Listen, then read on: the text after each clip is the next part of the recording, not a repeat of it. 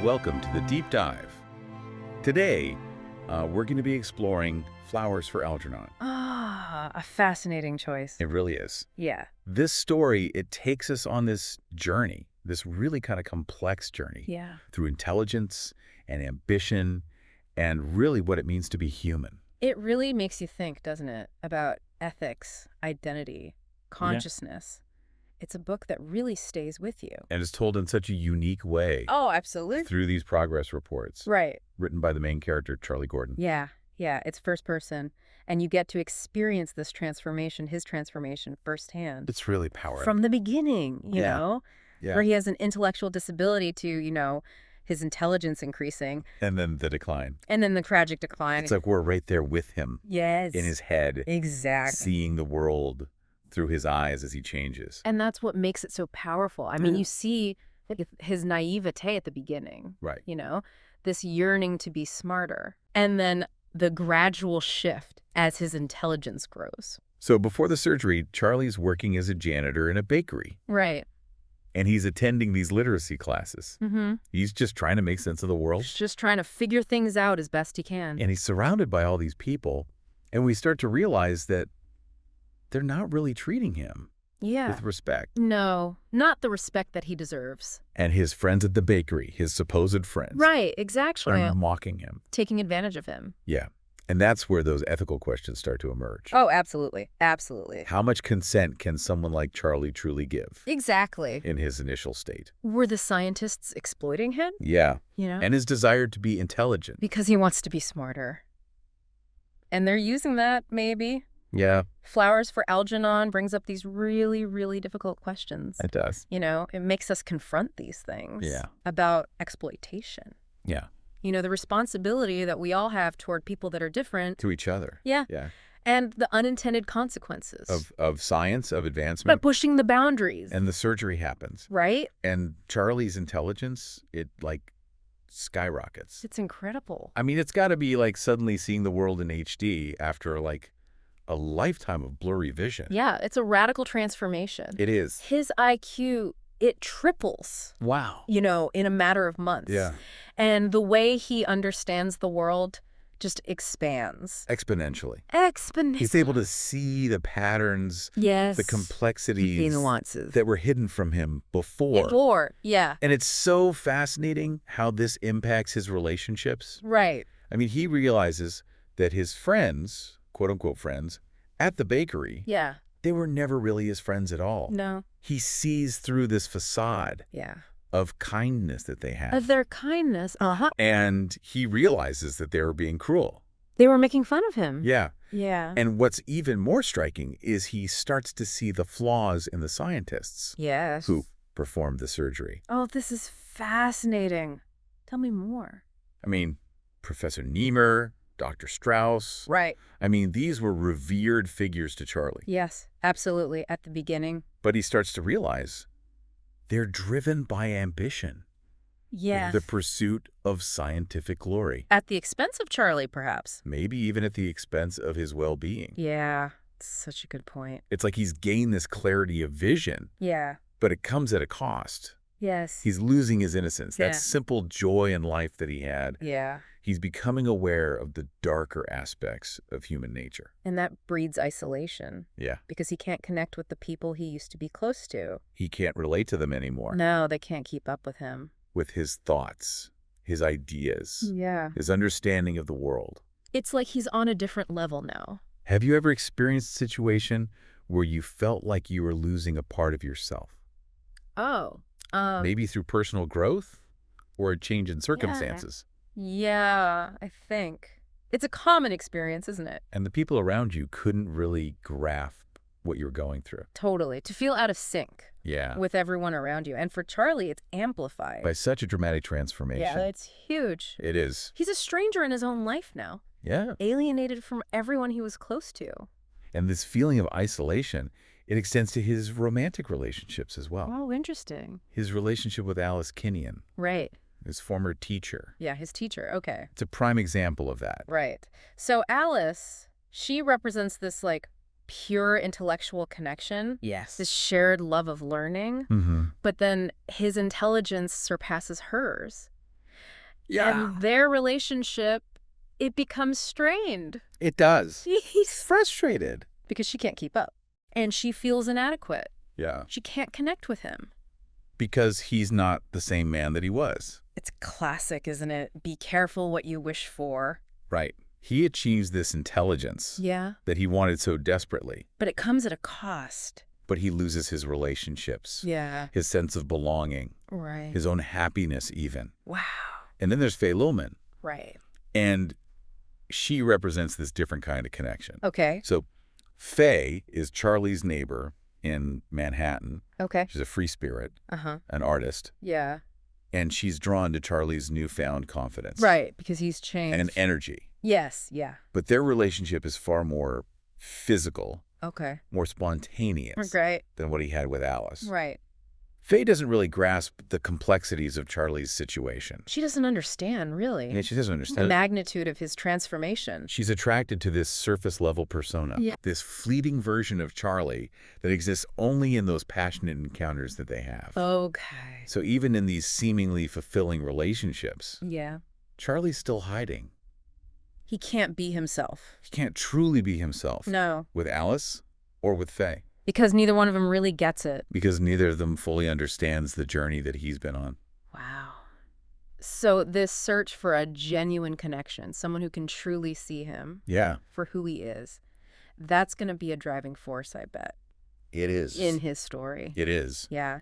Leading him down a path of both joy and heartbreak. And he's going to have to confront the nature of intelligence. Yeah. Love and life itself.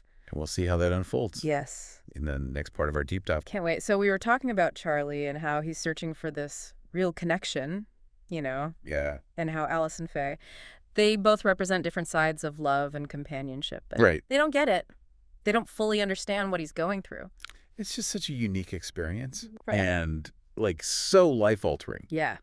Yeah, absolutely. It's got to create this kind of barrier between him and the people that he cares about. Exactly. And as his intelligence keeps growing, right, that barrier, it gets even bigger. Yeah. You know, to the point where he's even smarter. Oh, wow. Than the scientists who did the surgery. I mean, that's got to be like incredibly disorienting. It is. Imagine like realizing that the people you thought were like these brilliant minds, like authorities in their field, they're now limited compared to you. And he can see that, right? Yeah. He can see their flaws, their limitations. It's humbling, but also like really isolating, I bet. Yeah. And he feels disillusioned. So he has this incredible intellect. But it's almost like a curse. Like it's pushing him away from everyone. Yeah, from the human connection that he wants. And then there's Algernon. Oh, right, Algernon. You know, this looming shadow of Algernon's decline. Yes. Remember Algernon? Yeah. He was the mouse that had the same surgery. Yeah, the experimental surgery. Before Charlie. Right. And in the beginning, Algernon's intelligence, it like blossomed. Just like Charlie's. Just like Charlie's. Yeah. And they even formed this bond, this shared understanding. Of this crazy thing they're both going through. Right. But then Algernon, he starts to regress. Right. He loses his intelligence, his motor skills, everything. Yeah. Until he dies. Yeah. And it's almost like foreshadowing. Yeah, absolutely. You know, it's like hinting at what's going to happen to Charlie. It's like a mirror, right? Right. He sees Algernon declining, and he knows. He knows it's going to happen to him, too. Deep down, he knows the same thing is going to happen to him. And that knowledge, it just fuels his search. For meaning. For meaning and connection. Because he knows he doesn't have a lot of time. Right. He wants to experience everything, understand everything before... You know? Before it all goes away. Yeah. It's so sad. It is. It's like Algernon. It's like this mirror. He represents this tragic arc. Reflecting Charlie's own journey. Right, exactly. And he's this symbol, this lab mouse. Right. And he's more than just this individual connection, right? Yeah. He represents like the hope and the limitations of science. Of scientific advancement. Yeah. The ethics, too. You know, all these things we don't always think about when we're trying to learn new things. And it makes you think about our responsibility as like a society. Yeah, totally. Like think about the consequences of everything we do. Right. It's partly when it comes to messing with the essence of being human. What does it mean to be human? Yeah. And Flowers for Algernon, it doesn't give you the answers. It doesn't. It's just presents these questions. Yeah.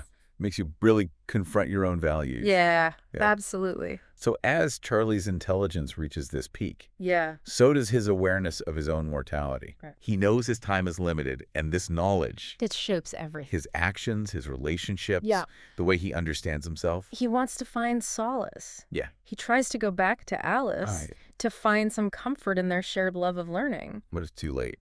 But they've grown too far apart. Yeah. Yeah. And Faye, she offers this escape. But it's fleeting. From the weight of his knowledge. Yeah. But it lacks the depth. He needs more. He needs more. Yeah. And then Charlie... He makes a discovery. This groundbreaking discovery. Yeah. The Algernon-Gordon effect.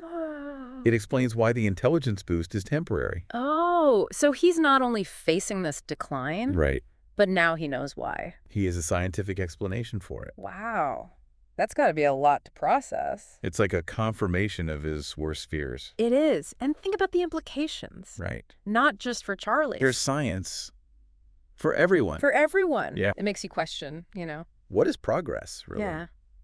What is progress? Is it ethical to manipulate intelligence? Exactly. And as he grapples with all this... Yeah.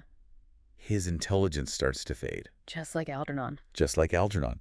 And it's interesting. The flowers. The flowers, yeah. Yeah. The title of the book. Yeah. It's like this metaphor. For beauty, for intelligence. Life itself. Life itself. They bloom. Yeah. And then they wither and fade. And Charlie's journey is like that. Yeah. It's this blend of growth and decay. This beautiful brilliance. Yeah. Followed by darkness. And yet, even in that darkness... There's hope. There's hope, yeah. There's insight, beauty. As Charlie regresses. He finds a new kind of innocence. Yeah.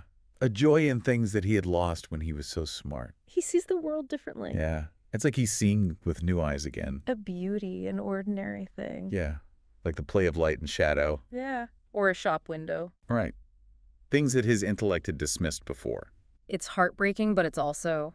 beautiful. Beautiful. It really makes you question. What's really important? Yeah. What is intelligence? What is happiness? What is a fulfilling life? Yeah. Yeah. And it leads us to this final stage of his journey. Right. Where he decides to live at the Warren State home. Yeah.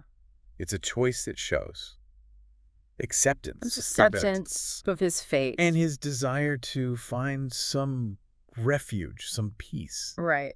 And we'll explore that more. Yes. In the last part of our deep dive. So we left off talking about Charlie and his decision to go live at the Warren State home.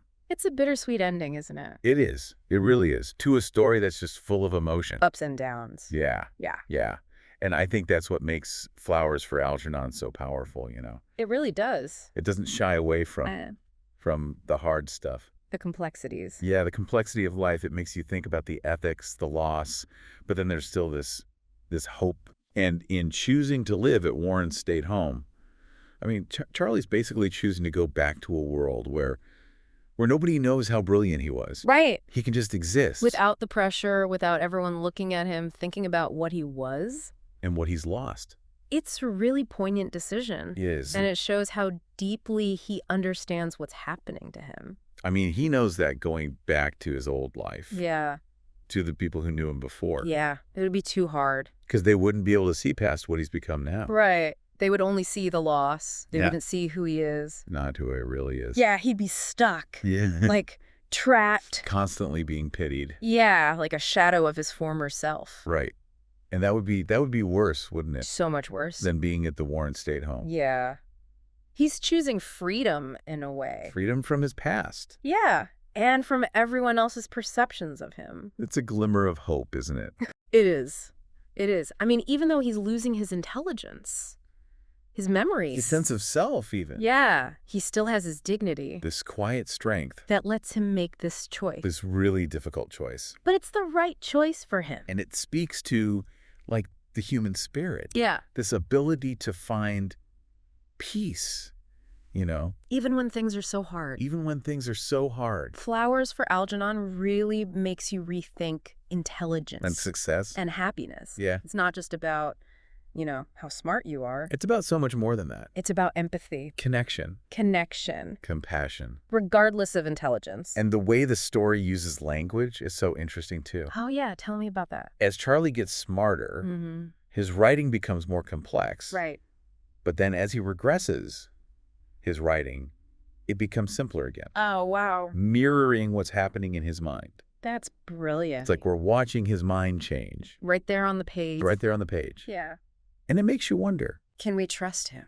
Yeah. Can we trust Charlie? As a narrator. As his intelligence declines. Yeah. Is he reliable? Is he remembering things correctly? Right. Is everything skewed? Is his perception of himself even accurate? Flowers for Algernon, it doesn't tell you what to think. It leaves you with questions. Yeah. This feeling of hope and despair. It makes you think about what it means to be human. Long after you finish reading. Absolutely. So what would you say? About its legacy. Yeah. What's the legacy of this story? What do you hope listeners will take away from it?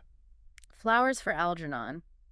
It shows us that intelligence is, well, it's complicated. It's more than just being smart. Yeah. Yeah. It's about understanding other people. Caring about them. Connecting with them. And it makes you think about what a good life really is. Yeah.